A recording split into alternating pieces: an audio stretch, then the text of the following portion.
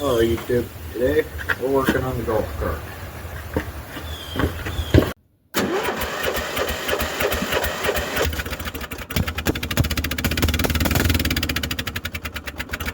So I suppose I should start with what this golf cart is and how it came to be. So this is my 1980 Yamaha G1. Got it for free. The engine, the original two-stroke engine, is like a 200 something cc two-stroke. It was shot, so I pulled that out, put in a Predator 212. Then that 212, it broke. So I pulled that out, put this in there because I wanted to do this anyway. Put a 420 in there. Now it has a whole lot of torque. It's pretty darn awesome. This thing is a ton of fun to drive around. And then I put a straight pipe on there, so it's good and noisy. But anyway, the other day I was trying to get it to start. It's super cold out, so obviously doesn't want to start. I had some brake clean in the air box and down in the carburetor to try to get it running, and it was backfiring. And one of those times when it backfired, caught all that brake clean on fire, and took me way longer than it should have to go grab a handful of dirty snow to throw on there to put out the fire. But anyway, pretty much completely destroyed the airbox. So we're going to be taking that out and putting a cold air intake in, or a sort of a homemade cold air intake thing. So that's the main thing we're going to do. On top of that, I'm going to drain the gas out of there and possibly move the gas tank to the bed. I'm not sure yet. And then that battery down there is dead too for starting it. So we're going to have to put that on a charger. Hopefully it's still good. But anyway, let's get started. So first things first, we got the old airbox taken out of there. You can see how bad it was. The whole the intake hole, it almost completely melted shut. So that won't do. I could probably save this by dremeling out most of the material there, but I don't know. I don't know if it's worth it, and I want to put a higher flow air intake in there anyway for, a little extra horsepower, hopefully. So get rid of that. Oh, well, now we're definitely not using it. Anyway, I'll show you what's going on down here. Alright, so here's the carburetor, and what I think I'm going to do is actually 3D print a new intake manifold thing.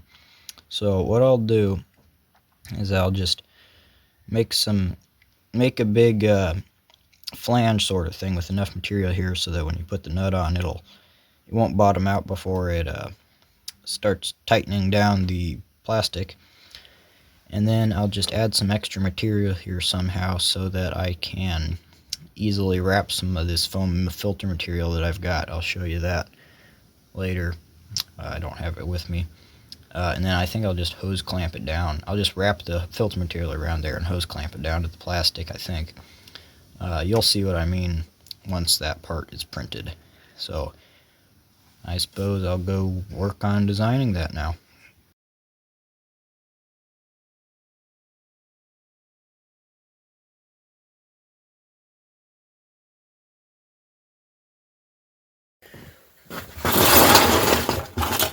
Alright, so my little air intake adapter thing is done printing. Took about 45 minutes. Nothing fancy. This should bolt right on there. But anyway, for the filter material, I have this stuff. Honestly, I don't know what this came from, but looks like it should work to me. And I think I'll just stretch it over the adapter like so, and then use a hose clamp to secure that in place. So I suppose I'll cut roughly a circle shape out of this stuff, like so. And then I have a hose clamp over here somewhere. Here we go. And then I can just do this And my nut driver, clamp that down.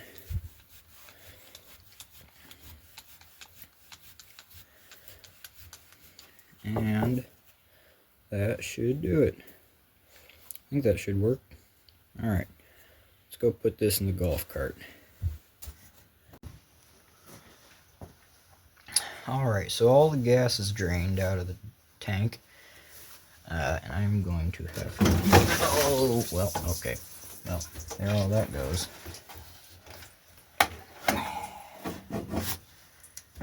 Shoot. Well, anyway, the gas is drained out of the tank, and now I'm just going to have to put this filter on the carburetor.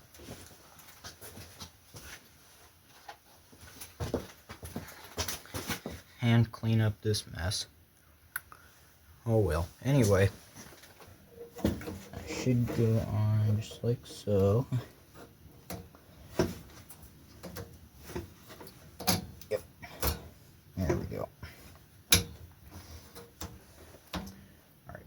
And it looks like we're gonna need some washers or something. So I found some little pieces of aluminum pipe that I'm going to use as a spacer, along with some washers, and this should work. So I'll put these washers on here, and I'm going to have to put the aluminum on first. There we go. Just got to tighten these nuts down. We should be in business.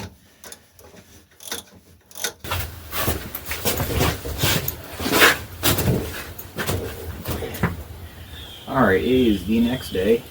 It is very cold. -4, I think. So, we'll see how this goes, starting this thing. But we should be ready to run it. Now, with that higher airflow, that might mean we need more fuel. So, I might, if it doesn't run good, well, if we can even start the thing, if it acts like it's needing more fuel, I might pull the carburetor off and drill out the main jet to give it a little extra fuel. But anyway, I guess let's fill her up with gas and see if she'll run. So to give this thing the best chance of starting, I'm going to give it full choke, and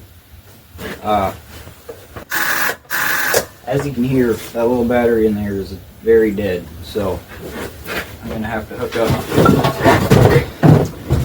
up this car battery I've got here to get it to crank. So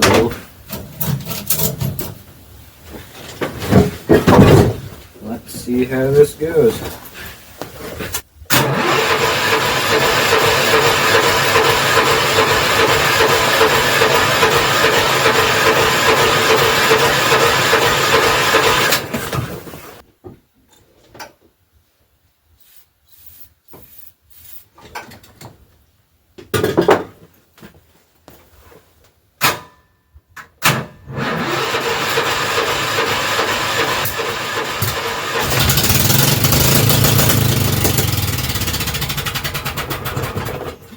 Okay, well, that ain't bad.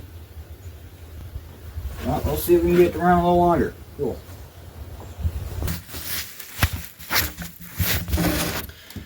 Well, guys, I've cranked on this for quite a while now, probably a good half an hour, and it doesn't look like it's going to start. I think it's just too cold out. So I think I'll come back to this later. Hello. It's a couple weeks later. It's warmed up, I don't know, about 50 or to about 50 degrees. So that's good. A whole lot easier to work on stuff. Anyway, most importantly,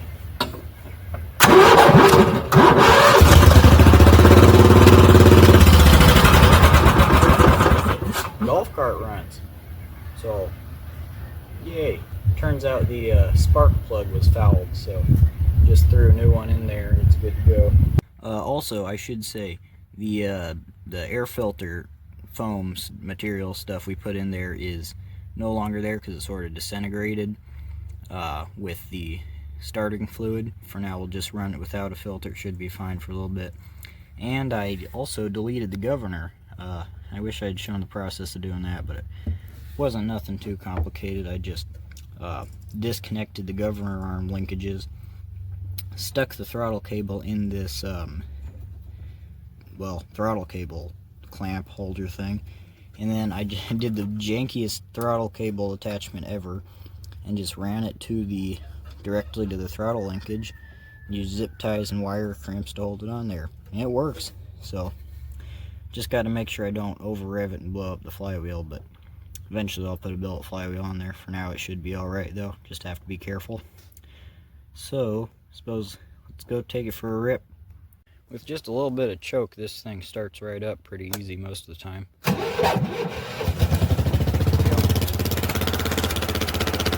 the choke off. We're good to go.